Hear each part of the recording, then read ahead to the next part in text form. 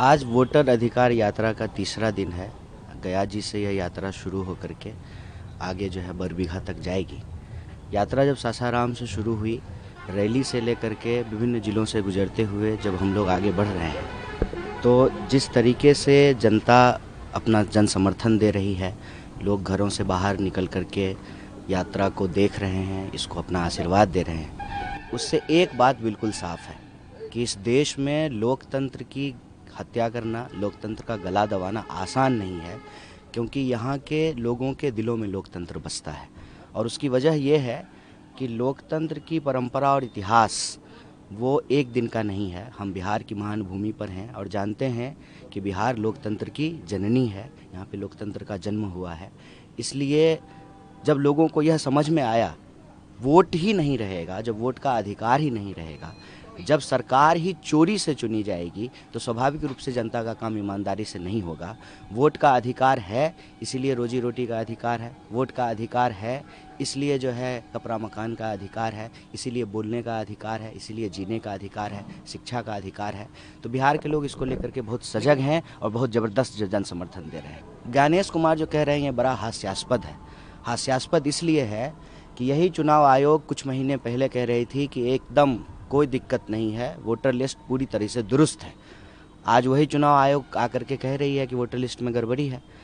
अब आप मुझे बताइए, चाहे प्रेस कॉन्फ्रेंस राहुल गांधी जी किए हों या चुनाव को लेकर के प्रेस कॉन्फ्रेंस अनुराग ठाकुर किए हों, लेकिन दोनों में यही बात सामने आई ना कि वोटर लिस्ट में गड़बड़ी है।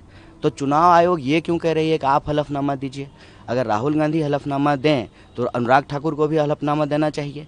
और मैं कहता हूं कि पहले चुनाव आयोग हलफनामा दे कि वोटर लिस्ट में कोई गड़बड़ी नहीं है। हम हलफनामा देने को तैयार हैं कि वोटर लिस्ट में गड़बड़ी है। जब आप घर घर घूम करके काम करेंगे तो ज़मीन पे जाएंगे, आपको पता चलेगा कि वोटर लिस्ट में किस तरीके से गड़बड़ी की गई है।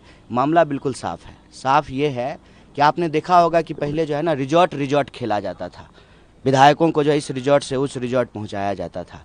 तो ये ना वोट चोरी करके जो है सरकार चुराने का प्रयास किया जा रहा था। अब जो है एसआईआर करके सीधे तरीके से वोट चोरी के करते हुए संविधान चोरी करने का प्रयास किया जा रहा है। ज्ञानेश कुमार जो कह रहे हैं वो लगता है जैसे भाजपा का कोई प्रवक्ता बात कर रहा हो। और ये दोहरा रवैया क्यों है? चुनाव आयोग विपक्ष पे हमलावर है, विपक्ष के सवालों का जवाब नहीं दे रहा है। चुनाव आयोग पहले ये बताए कि आपने 65 लाख लोगों का नाम काटा है, एसआईआर में आपने कितने लोगों को जोड़ा है।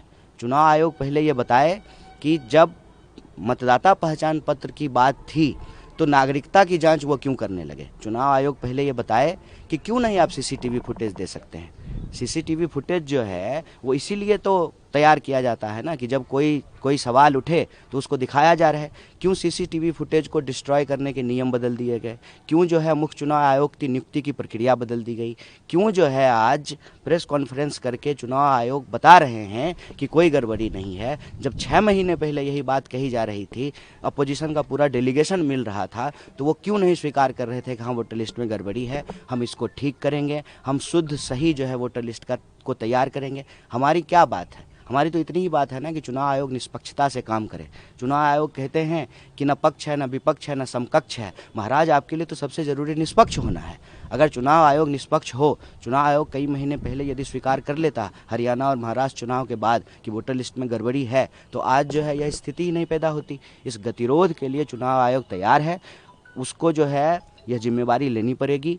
और अभी भी मौका है कि आप खुल करके सामने आएँ, जनता को बताएं कि हम निष्पक्ष हैं, हम सही तरीके से वोटर लिस्ट तैयार करेंगे। और हम भी यही चाहते हैं कि शुद्ध सही सटीक वोटर लिस्ट तैयार हो, ना कोई जेन्युइन मतदाता का नाम काटा जाए, ना किसी जेन्युइन मतदाता का नाम जोड़ा जाए। यह जो हड़बड़ी में चुनाव आयोग कर रही है, इसका 2 कारण है। एक तो जो लोग सत्ता पे बैठे हुए हैं उसका चेहरा बचाने का प्रयास कर रही है, और दूसरा अपनी गड़बड़ी मानने की बजाय, आधा माना है, अपनी गड़बड़ी मानने की बजाय और गड़बड़ी फैलाने की कोशिश कर रहे हैं। इसीलिए हम लोग विरोध कर रहे हैं। वोटर नहीं सोए हुए हैं, वोटर सजग हैं। इसीलिए जो है ये हलचल आप चुनाव आयोग में देख रहे हैं, यह हताशा जो है आप भाजपा में देख रहे हैं। अजीबोगरीब तरह के जो है बयान दे रहे हैं, भाजपा के नेता गरीब तरह का हरकत कर रहे हैं। क्या ज़रूरत पड़ गई अनुराग ठाकुर को प्रेस कॉन्फ्रेंस करने की? जो डेटा को जांचने में हमको कई महीने लग गए 40 लोगों की टीम की, वो जो है 6 दिन में कैसे 6 सीट का निकाल करके ले आए। तो यह जो हताशा है उसकी वजह यही है कि वोटर सोए नहीं हैं। यह बिहार की धरती है, वोटर सजग हैं। और राहुल जी, जब भी ज़रूरत पड़ी है बिहार को, राहुल जी पूरे तन मन धन से जो है बिहार के लिए खड़े होते हैं।